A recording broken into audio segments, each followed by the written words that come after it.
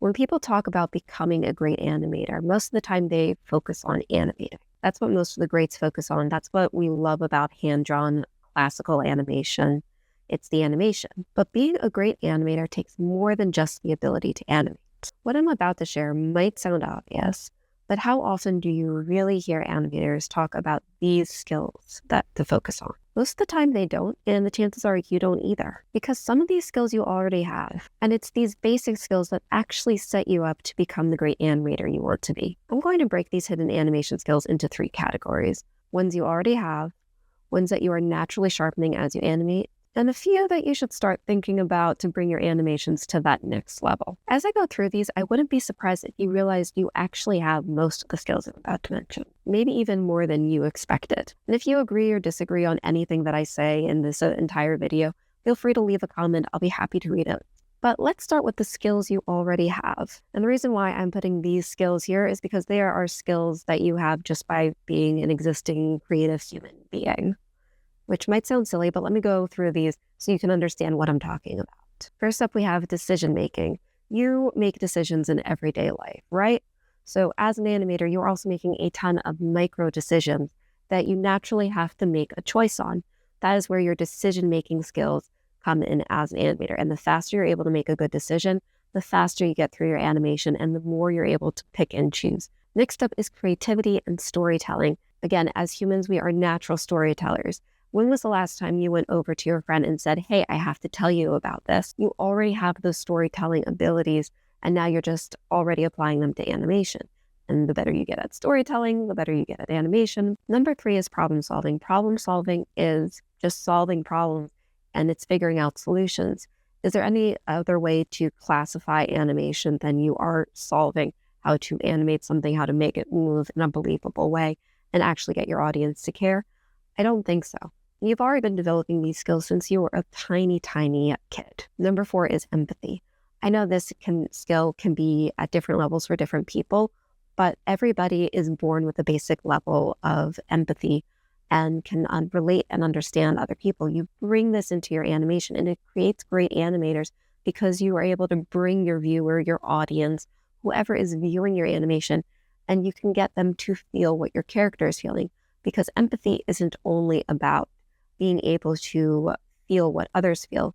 It's sometimes also about projecting the emotions of your character, of your story, and reaching the other person because you're reaching into the empathetic part of them. Number 5, adaptability.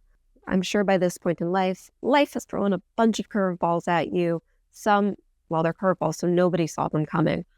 But you've developed by this point an adaptability.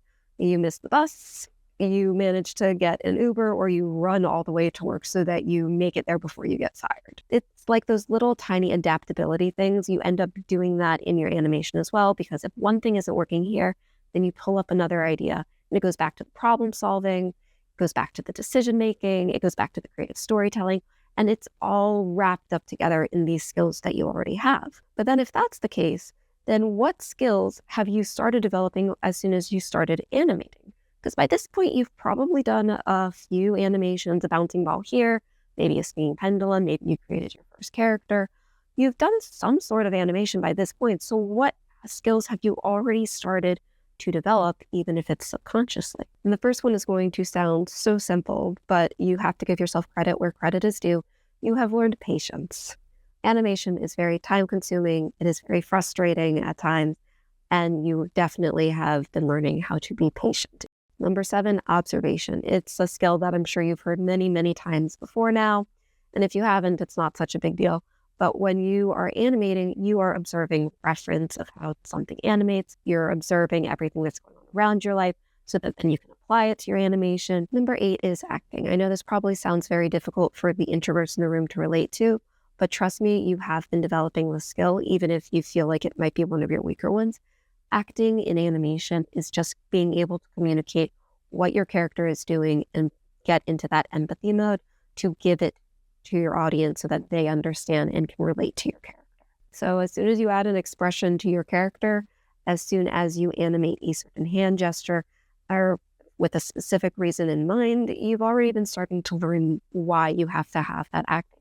Even if it's emphasizing emotion, which is using that anticipation, which is a principle of animation that you do end up learning as you learn animation. The final one for this section of skills that you are developing unconsciously as you practice more and more animation is visual communication. Visual communication, in essence, is having a picture in front of somebody and being able to communicate an idea through visual. And as an animator, you have to figure out how to get your character to visually communicate their thoughts, their ideas, the action, the importance, all the little details that give your audience the reason why they're doing something. So visual communication is a skill outside of animation, but you use it in animation and it develops as you animate more and more. Finally, we're up to the last category, skills that you are actively trying to learn in order to grow. These are skills that you don't need to take a masterclass for, but the greats have learned them or internalized them over all of their animating years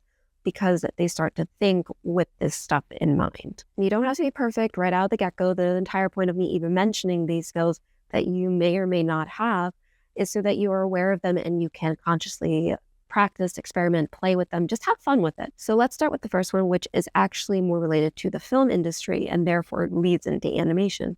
And this is camera shot angle. If you're really interested in the story element of animation, camera shot angles are the biggest improvement, to the biggest skill that you can learn that isn't directly related to animation, because these skills let you almost adds subtext to your animations because you're choosing whether you're going to animate something close up, far away.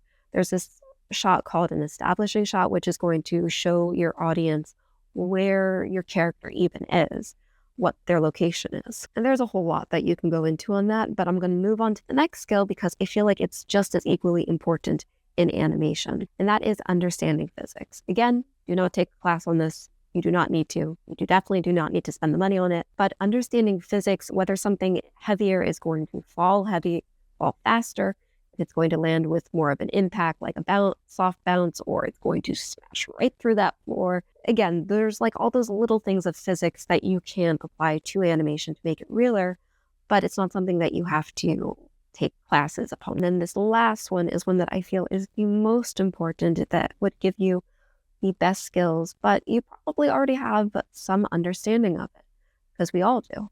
And it is psychology. Psychology is getting into the mind of somebody, understanding what motivates them, where their preferences are, and what would make them relatable to somebody else. I think that's something that all of us know on some level, but it's just focusing and actually picking it apart a little more and developing the skill so that it becomes something that is really, really great. Now that you have the full list, how many of these do you think you already have? If you want to share, I'd love to hear in the comments. Remember, animation is an art, but it can be time intensive, it can be frustrating, it can feel like an uphill battle to be good at it one day. But I hope by watching this, you realize that you are actually already better than you thought you were. And isn't it nice to know that you actually have more skills in this art form than you originally thought?